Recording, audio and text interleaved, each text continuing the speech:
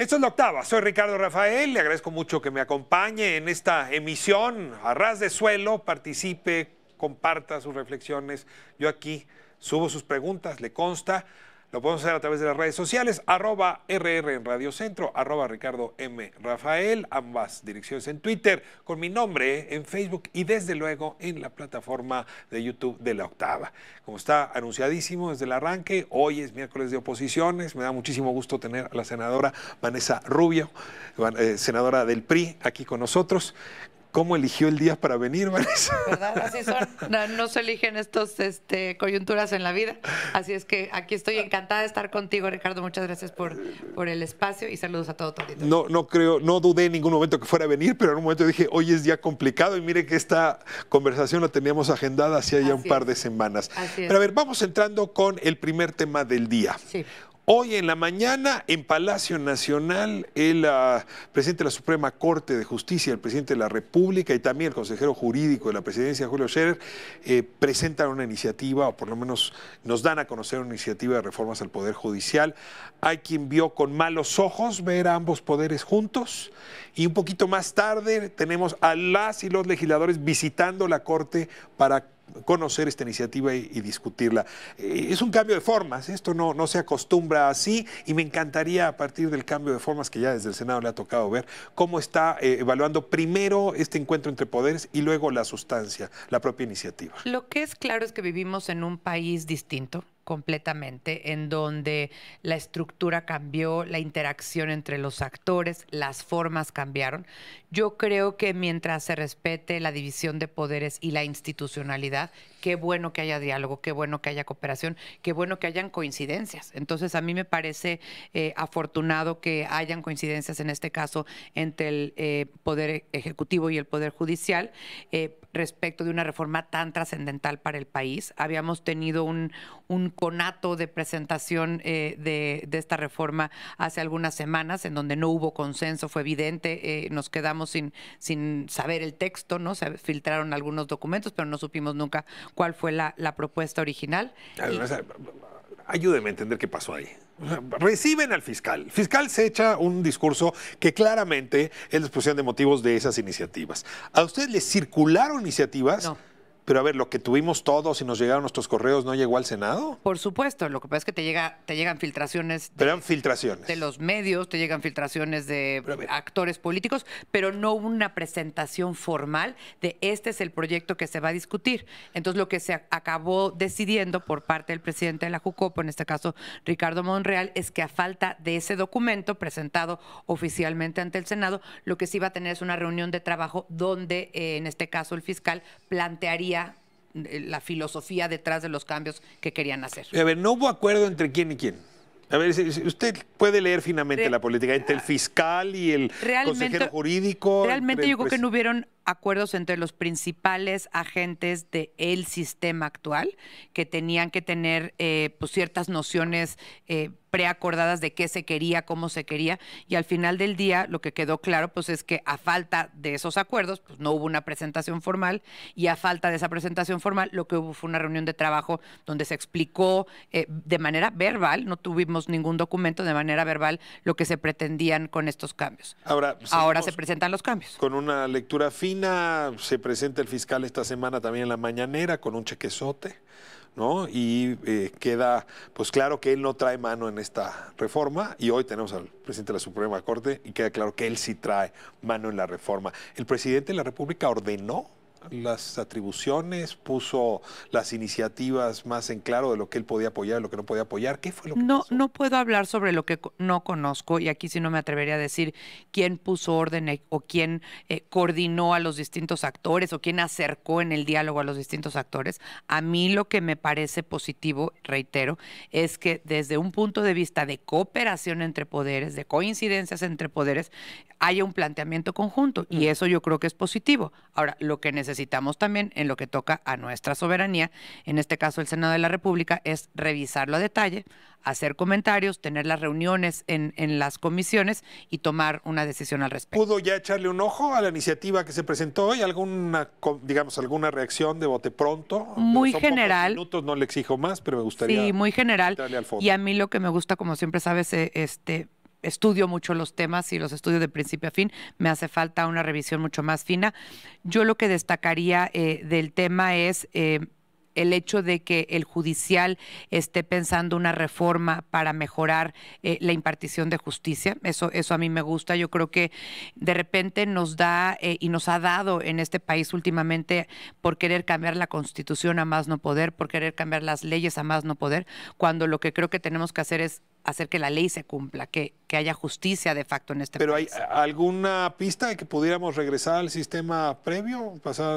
Dejar el acusatorio y pasar al inquisitorial. A mí me preocupa que coexistan dos sistemas cuando ya lo que se estaba dando era una transición.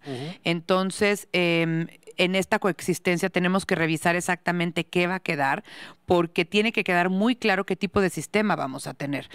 La coexistencia se valía cuando estabas transitando, pero no se vale hacia adelante pensar que existan coexistencias que nos pueden llevar incluso a disputas o a tener que interpretar, ¿no? ¿Le tocará a usted conversar con muchos senadores, abogados, sobre todo varones, hay que advertir, que el sistema adversarial lo ven muy mal? Dicen que es la puerta giratoria. Le puedo citar, por ejemplo, a Miguel Ángel Mancera, para decirlo rápido, y muy pocos realmente que estén pensando, digamos, en echar adelante este sistema. Hay un tema también generacional. Yo le pregunto si hay realmente defensores ahí en la Cámara de ustedes del sistema adversarial y que estén en contra del sistema acusatorio, inquisitorial, que es el que teníamos antes. Sí. El problema es que también el sistema y los planteamientos que se están haciendo hoy por hoy son menos garantistas y hablan de una concentración mucho mayor de facultades, por ejemplo, como la de prisión preventiva oficiosa, como la del arraigo, como la de la extinción de dominio. Entonces, también preocupa que dentro de las facultades que se les están otorgando a jueces en este caso y que a lo mejor irían en detrimento de las que tenían o de las que tienen originalmente los ministerios públicos, se puedan ejercer facultades de juez y parte que vayan en contra de las garantías individuales y de los derechos de las personas. Eso es algo a mí que me preocupa con este mucho. tema hay que poner lupa para ver si esta reforma profundiza la anterior o da marcha atrás. Bueno. Y la idea es mejorar. Yo creo que en este proceso de cambios, que bueno, bienvenidos los cambios, pero los cambios tienen que ser para mejorar, no para ir para atrás. Voy al tema, no sabe cuántas solicitudes tengo de la audiencia para que toquemos el tema de Emilio Lozoya. Y bueno, para abrir, digamos, boca, mencionaba, y quiero ver si no me equivoco, que dentro del PRI había grupos distintos, grupos políticos distintos. Entonces le tocó trabajar muy de cerca con José Antonio Meade y a su vez a José Antonio Meade con Luis Videgaray. Ese es un grupo político que muy temprano entró en colisión con Emilio Lozoya. ¿Nos puede contar un poco por qué? ¿Por qué se dio esa fractura? Y si esa fractura incluso lleva a que hoy Emilio Lozoya esté totalmente descobijado. Ningún gobierno, ningún partido es monolítico. Y siempre en cualquier equipo de trabajo, en el que tienes tú aquí, en el que tenía yo en las 3 secretarías en donde trabajé, siempre se tienen distintos grupos, distintas afinidades, pero al final del día creo que veníamos de un sistema en donde era un sistema de gobierno de partido también, ¿no? Que lo distingue al menos al que estamos viendo el día de hoy. Y eso, digo, puede ser, no es necesariamente ni bueno ni malo, simplemente es lo que era, ¿no? Desde el punto de vista de análisis de sistemas políticos. Entonces, en ese sentido, yo lo que te diría es, sí, con José Antonio Meade teníamos un equipo, pues que hoy se nos puede llamar tecnócratas, nerds o como le quiere uno decir, pero pues de gente neoliberales, de gente muy disciplinada, de gente muy estudiosa, de servidores públicos que de verdad trabajamos todos los días por un mejor país con mucha disciplina y con mucho ahínco. Hay veces que teníamos cercanías y hay veces que teníamos coincidencias con unos y otros grupos ¿Cómo se distintos. veía Lozoya desde la Secretaría de Hacienda o desde la Secretaría de Desarrollo Social? Es decir, ¿cómo lo valoraron en ese momento? Mira, a mí en lo particular me tocó tratar más bien cuando estábamos en relaciones exteriores, que fueron los primeros 3 años del gobierno anterior. Y pues teníamos que ver temas, en el caso de relaciones exteriores con energía, sobre todo para temas de cooperación con Centroamérica. Esa era la naturaleza. ¿Se le ocurrió pensar que era un hombre corrupto o que podía estar ejerciendo actos de corrupción? No, como no se te ocurre pensar pues prácticamente de nadie con la gente con la que convives. Y al tú estar en lo tuyo, trabajando en los temas que a ti te tocan, pues lo que haces es trabajar con las dependencias que te toca y ves a la persona en las atribuciones que les corresponde, pero nunca, pues tú nunca estás en papel ni de fiscal, ni de auditor, pues a ti te toca hacer tu chamba técnica y se acabó, ¿no? Déjeme retomar un argumento que acaba de dar.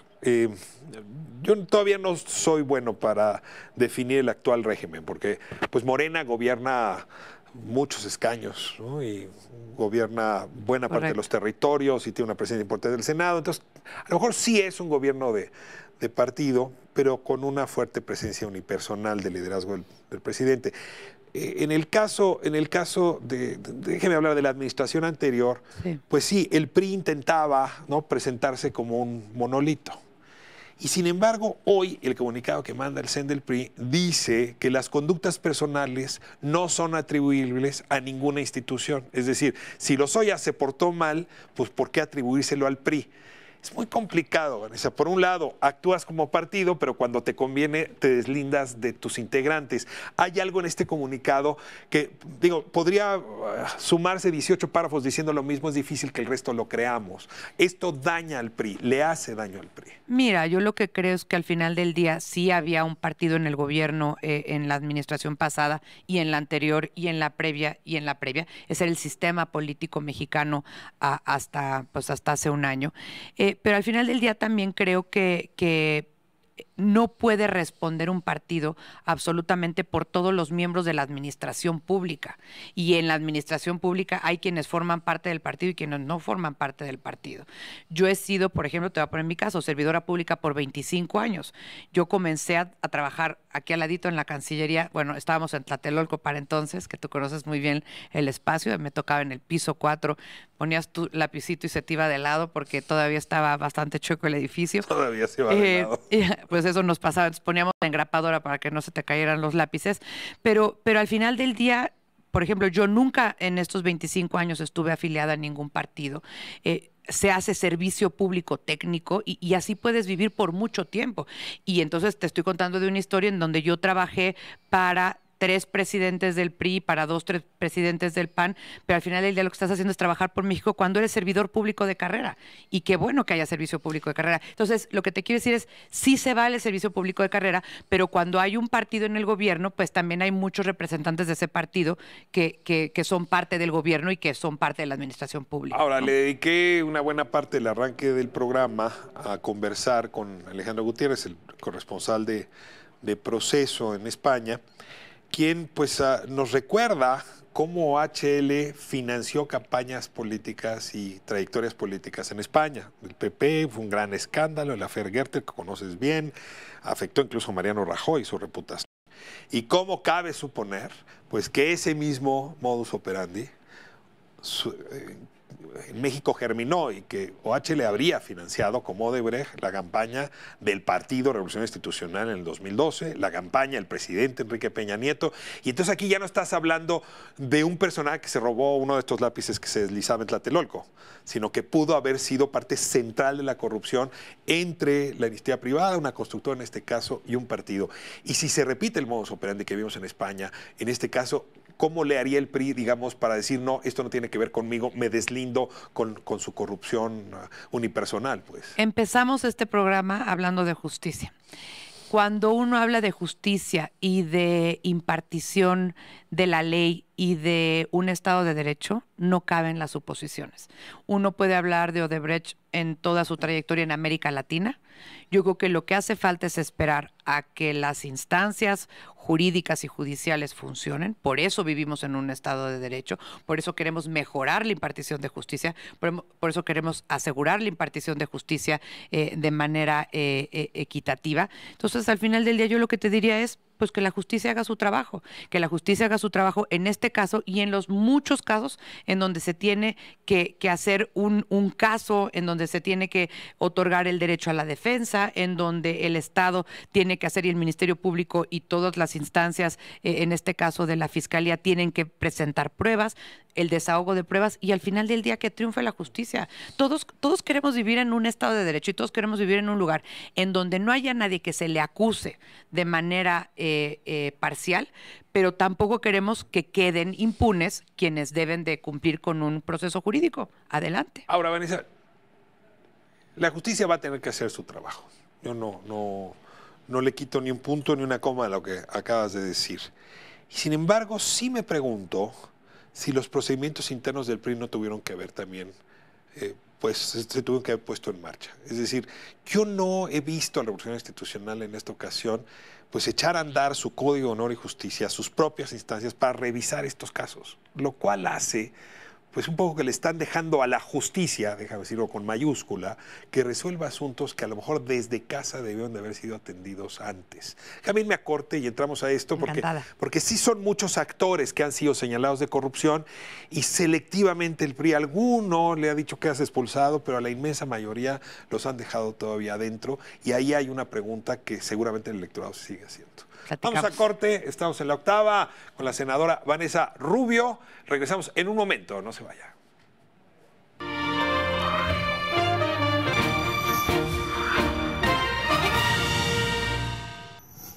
Esto es la octava. Soy Ricardo Rafael y estoy en conversación con Vanessa Rubio, senadora del PRI, que al mismo tiempo no está afiliada al PRI. Es correcto, soy orgullosísima simpatizante del PRI. Me siento muy orgullosa de estar en la bancada del PRI en el Senado, pero no estoy afiliada a ningún partido. Vanessa, ¿tiene remedio el PRI? O sea, Sí, con sí el 7% de las preferencias, eso es histórico, no creo que haya tenido esa, nunca en la historia de ese partido ha habido una preferencia tan baja, y con estas acusaciones tan numerosas, tan abultadas de personajes que no habrían tenido mejor comportamiento, y lo platicaba hace un momento, te lo preguntaba hace un momento, y con un partido que ha decidido pues un poco no abordar en su seno propio, en su fuero interno, estos problemas de corrupción. Esperar que alguien más analice, reserve, procese, pero adentro no ha habido una discusión mayor sobre estos hechos de corrupción. Te comento sobre lo que señalas. Sí tiene futuro el PRI, definitivamente, y yo creo que los partidos políticos están en un momento de catarsis, de replantearse, de volver a tener estrategias de cercanía con el electorado, pero definitivamente el PRI es un partido histórico que tiene mucho que aportar hacia adelante, pero que definitivamente necesita transformarse. Y yo creo que mucho de la transformación va a venir de lo local, a diferencia de venir de lo nacional a lo local. Yo creo que más bien va a venir de lo local a lo nacional y tiene que modernizarse, actualizarse, apelar también a los nuevos electores que van a conformar cada vez más parte del padrón. ¿No? Sí, estamos en una época emocionalmente. Donde, ahora sí no es la neurona, sino la emoción lo que conecta. La emoción y las causas. Ahora estamos hablando de los millennials y los centennials que ya no creen tanto nada más en un partido, ¿no? Sino en un liderazgo, en qué causas defienden esos liderazgos. Yo creo que hay mucho trabajo que hacer y que se está haciendo y sin duda, por supuesto, que tiene futuro. ¿Cómo conectar con la emoción de honestidad que de alguna manera se está pidiendo cuando tienes casos como estos donde no son procesados internamente? O sea, ni Moreira, ni Fidel Herrera, ni Rosario Robles, y le puedo seguir, ninguno ha seguido un curso interno de reflexión siquiera, ya olvídate de procesamiento, de lo que estos personajes le han causado al PRI como imagen pública. A ver,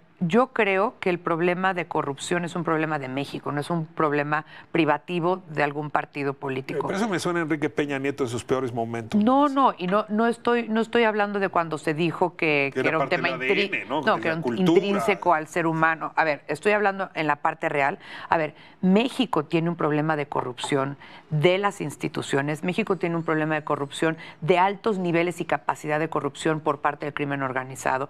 México tiene un problema de nos necesitamos educar y reeducar para seguir las leyes, para seguir las normas en todos los niveles, desde estacionarte en triple fila, pasarte un alto, pretender darle una mordida a un policía o alguna persona para que te haga algún favor. O sea, sí necesitamos un cambio como sociedad y no digo que esté de ninguna manera en nuestro ADN, pero sí es un problema estructural. Pero hay alternativas más creíbles para resolver ese problema que otros. Y el PRI no se ha presentado como esa alternativa. Se tiene que presentar como tal. Y uno de los temas y una de las causas que hay que ver hacia adelante es cómo haces una nueva visión de partido, que tampoco puedes atorarte en el pasado, ¿no? Tienes que pensar en qué visión de futuro quieres para el partido. Siento que ahorita mucho en la escena política nos estamos peleando el pasado y el pasado ya pasó.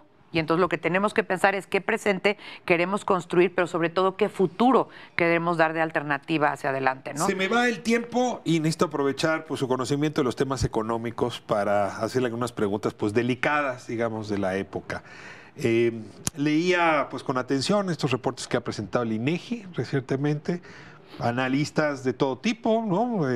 Sector privado, análisis periodístico, en fin, advirtiendo que algo está fallando, que las señales al mercado, déjame llamarlo así, esa entelequia que llamamos mercado, no están siendo adecuadas para que crezca la inversión, para que crezca la producción industrial, para que mejoren las condiciones de la construcción. Es decir, y eso que algo está pasando, yo sí quisiera, más allá de echarle toda la culpa al presidente, porque sí es un poco el deporte nacional, ¿qué ocurre? ¿Por qué no se han desatado las fuerzas productivas en el 19 y tampoco se antoja que vaya a ocurrir en el 20? Correcto. Mira, datos muy claros.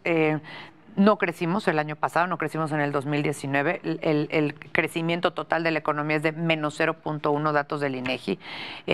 Y Sí, no recesión, hubo, pues. Es recesión. Ya no estamos hablando de desaceleración, sino estamos hablando de recesión económica. Y por el otro lado, muy importante, no hubo ningún factor a nivel internacional que nos estuviera creciendo así. Ahora sí que le echamos ganitas a nivel doméstico para no crecer. Creció la exportación, así es que la economía estadounidense estaba en buena salud. Correcto. Había razones para que la nuestra jalara igual. Y debimos de haber aprovechado eso. Ahora, ¿cuáles fueron para mí las dos decisiones, digamos, erradas que nos tienen en la situación económica en la que nos tienen?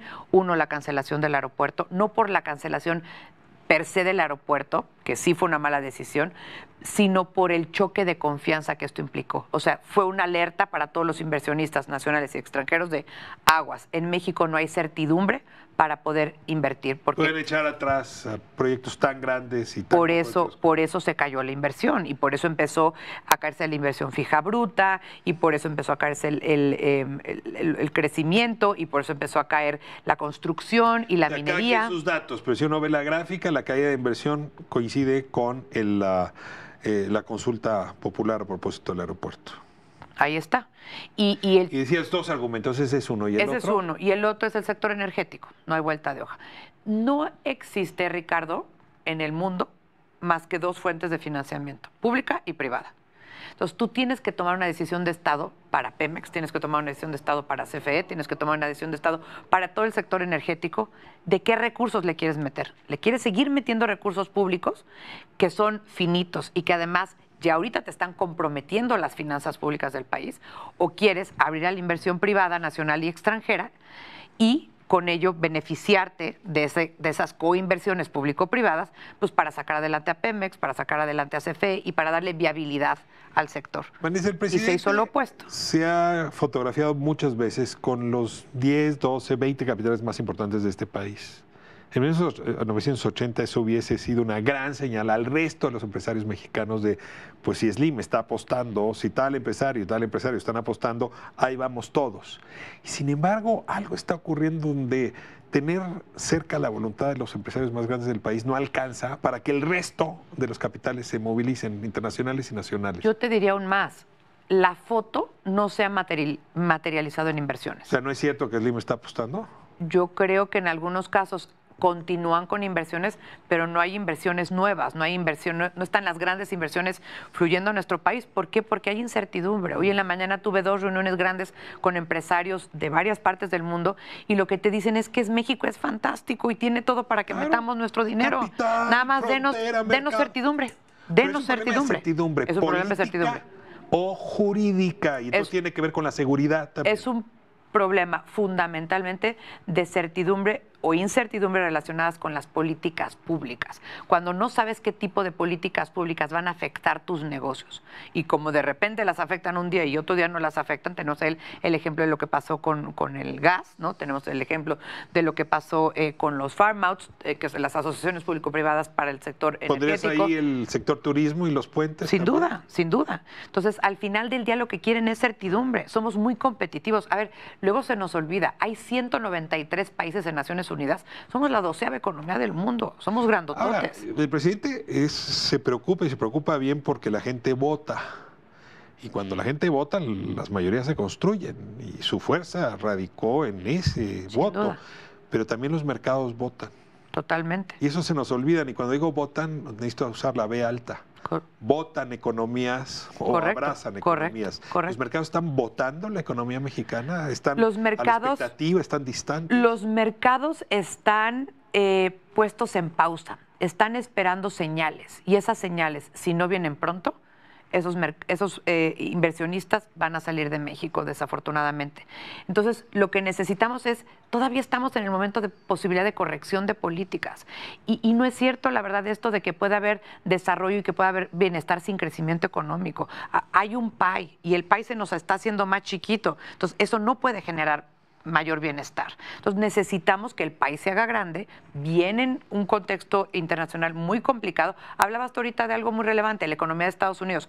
Por primera vez en 30 años, la economía de Estados Unidos creció y la de México se fue para abajo. Eso ocurrió en el 2019. Normalmente vamos simétricos. Y si tú haces una lupa del crecimiento económico de Estados Unidos y ves el sector industrial, el sector de manufacturas, ese sí se viene desacelerando recientemente y se va a venir desacelerando mucho más en el 2020. Eso quiere decir que van a demandar menos exportaciones de México. Viene lo del Brexit, que si bien ya se dieron 11 meses de tregua para poder hacer la transición, va a generar volatilidad. Viene el coronavirus. Cuando tuvimos el H1N1 perdimos 0.7 puntos del PIB. Ahí ahora sí en el 2020 vienen choques internacionales y no estamos dando las respuestas de certidumbre y de políticas económicas y de políticas claras que haga que los inversionistas nacionales y extranjeros estén dispuestos a generar empleo en nuestro país. Hoy salió la cifra de empleo del INEGI de enero. Enero contra enero pasado, 27% menos empleos. Todo 2018 contra 2019, en 2019 se perdieron 17% de los empleos. Entonces sí, cuando la economía no crece, pues a las familias no les va bien. Estaba preguntando a la audiencia si me atrevo a avalar todo lo que estás diciendo. Pues mi papel completo es preguntar y desde luego preguntar con estos datos que todos estamos leyendo. Si estamos viendo los reportes del INEGI, estamos viendo los reportes. Los datos no son míos, son completamente de instancias autónomas. ¿En estos casos se puede tener datos propios?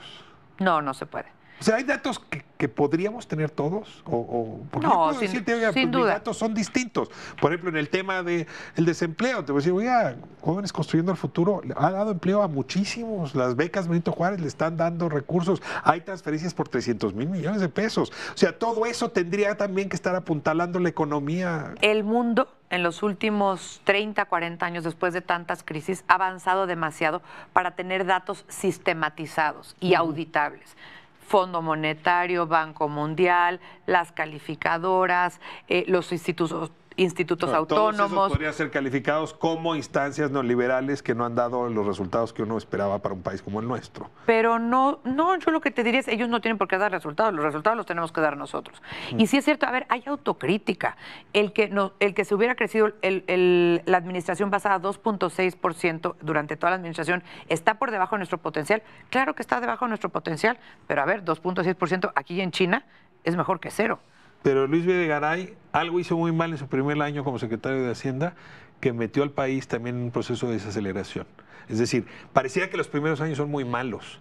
Ha sido el peor primer año de los últimos 4. Pero no es mucho peor que el primer año de Peña Nieto. Y luego levantó hasta llegar al 2.6, lo cual me lleva a preguntarte. Pero era superior a un punto porcentual. Bueno, y eso, claro, contra cero. Pero veníamos de un crecimiento en el último año de Calderón que era más alto que el último año de crecimiento. Correcto, de Peña hubo Nieto. una desaceleración, que la diferencia es desaceleración contra recesión y la diferencia es cuando no tienes ningún choque internacional. El primer año de la administración pasada cayeron los precios del petróleo, casi 40%. México siendo altamente dependiente en sus fuentes de financiamiento del gobierno del petróleo. Ahora no hay ese argumento. Ahora no hay ese choque del petróleo. El petróleo lo tuvimos casi como lo planeó Hacienda en los términos de precio el año pasado. Pues y la plataforma sigue cayendo. Vale la pena escuchar distintas opiniones porque eso le permite a uno tener la propia. Bendita democracia.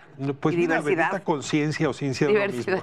Muchísimas gracias por acompañarnos. Al contrario. Y sí tengo que Gracias, reconocer, pensé que podía no venir, porque el tema Lozoya iba a incendiar esta conversación y creo que vale la pena la honradez. cuando Sí, uno vale tiene la que pena abordar hablar. esos temas tan complicados, aunque las posiciones puedan ser diversas.